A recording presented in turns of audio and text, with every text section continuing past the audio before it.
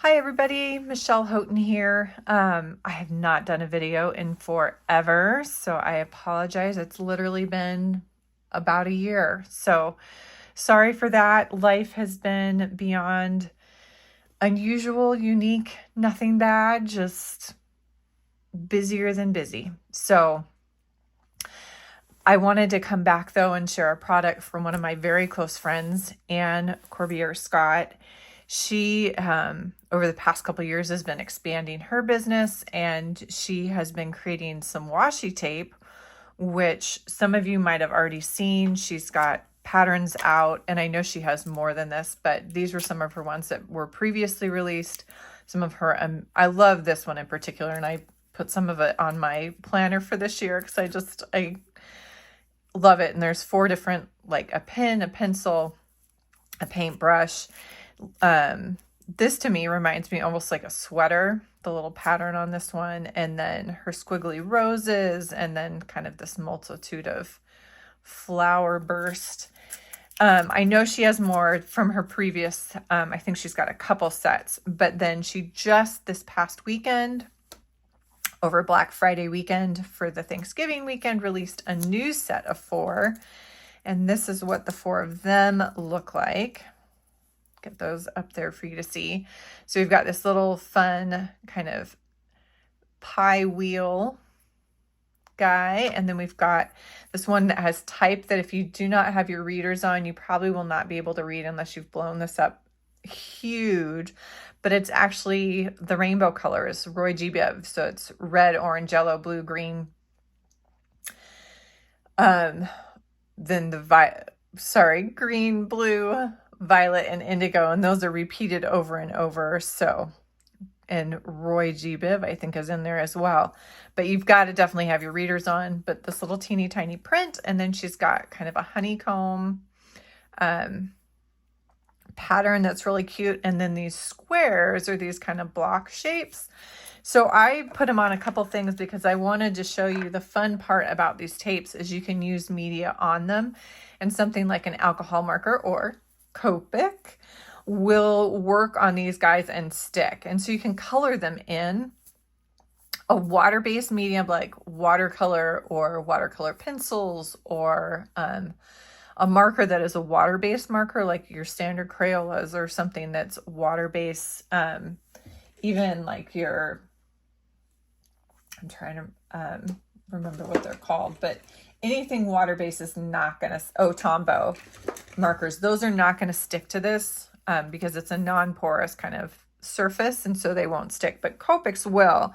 So a couple different ways you could do this. You could stick the washi tape onto kind of a non-stick surface. I have a glass mat that I work on these days, and so I've stuck some down to that. So I could do my coloring before I put this on a card. What you're going to notice is because this is a non-porous surface, you're not going to get the same vibrancy. This is a B24. Let me zoom in so you guys can kind of see this. This is a B24. You can see that's not nearly as vivid as it normally would be. Let's get R29. Again, I want you just to really see kind of what this does. The other piece is, I'll find a bigger section here so you guys can see this. It doesn't necessarily dry immediately. Like when I stick my finger on that and it's only been a few seconds, I can feel that it's tacky. I'm not really getting ink up on my finger, but it's not like paper that you have that immediate dry. The alcohol will sit longer because it is a non-porous surface and doesn't absorb it, and it still needs time to evaporate. So it'll take a little bit longer. But if you do this on kind of a no-stick surface like a glass or craft mat, then you could peel it up and either cut it down or change it into a size and stick it on paper. You can peel washi tape off of paper, but it doesn't always work perfectly, so you can tear the paper and ruin your stuff. So it does, my glass mat onto the paper, it does brighten up whatever that paper is. If it's a bright white, or this has a little bit of a cream base to it,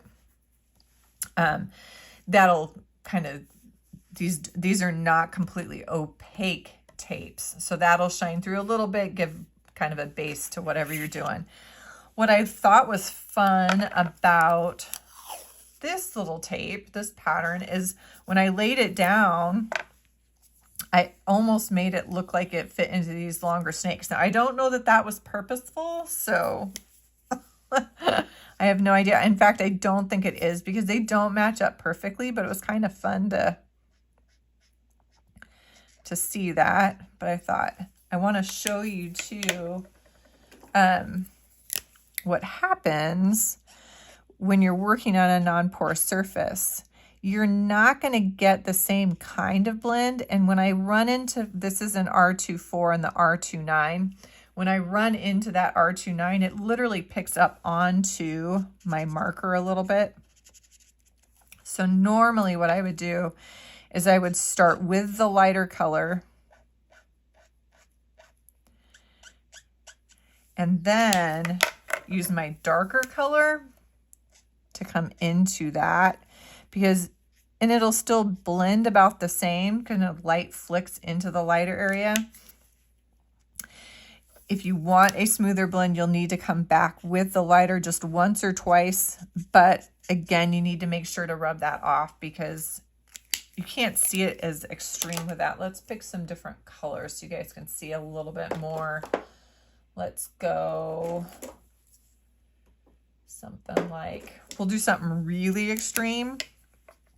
This is a B26. And then I'm going to pull over a B21.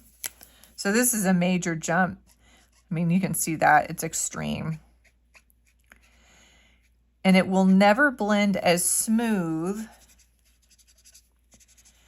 as if you were doing on paper. You can kind of see, I'll see if I can get it closer to you. It's going to leave some, it won't be smooth. It just won't. That's not how it works. It'll kind of push the colors around. It's not going to bleed or get fuzzy at the edges the same way that it does on paper because it's sitting on that non-porous surface. So you can get a fairly smooth blend. It will never be as silky smooth as it would be on paper. It just looks, it looks different.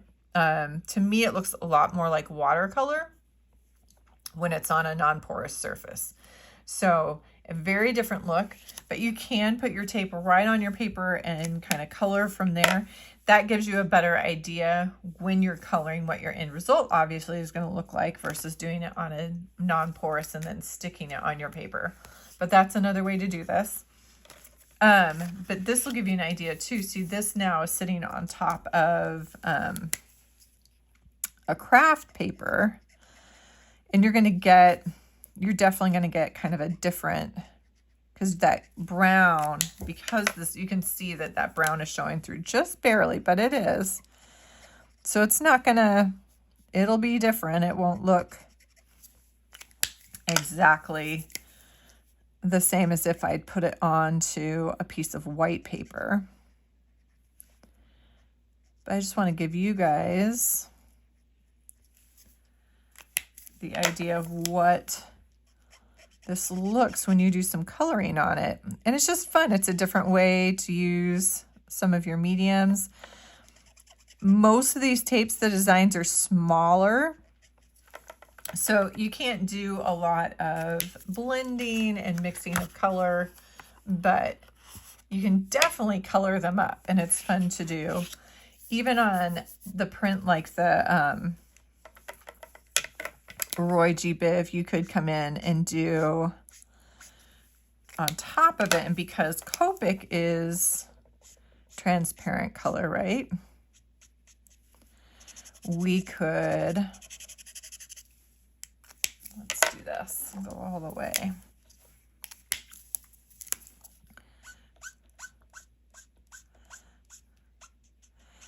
But you can see when I start getting into that darker color, this is the R21. When I start getting into that darker color, first of all, I can actually see it on the nib a little bit. but when I come back over into the light area, it lays down that darker color over there as well. So especially with a bigger area like this, you'll see those flick marks a little bit. It'll be more painterly looking. But because the Copic is transparent, we can see that all those little words from underneath. So you could do a whole rainbow with your Copics kind of working your way across, and you could see the letters underneath. So it's kind of fun. Definitely a feel of mixed media, which is what Ann Corbiere-Scott is well known for. That is kind of her thing. She loves playing with it all and putting it all together. So this is just another little tool in her toolkit that she's sharing with you to do your crafty, artsy fun. Thanks, you guys, for joining me today. I'm hoping to get back to some more video production this year. As always, make comments if you have requests or questions. I have not gotten a bunch of notifications from YouTube, so I think it's pretty quiet over here, but I'm always happy to check in and see what you guys are up to, answer any questions. Have a happy, colorful holiday.